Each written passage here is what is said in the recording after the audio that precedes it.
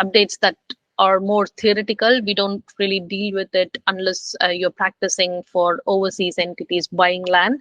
But as the slides say, it's pretty straightforward. They have to register any new ownership with the UK's Register of Overseas Entities, and this is at the company's house.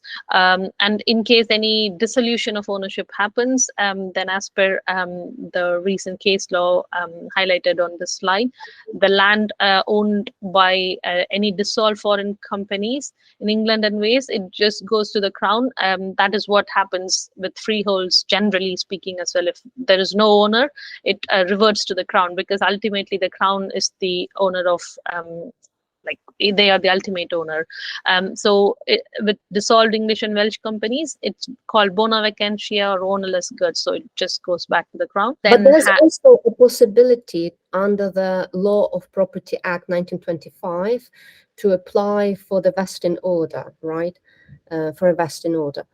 So that means you can try to prove that it should go to you, not to the Crown. Yes. So if it has gone bona vacantia, but then if there is some sort of document or anything that gives you right to this land, you can do that. We've updated a few slides just for you to know. I don't think it's a super important, but still quite a change.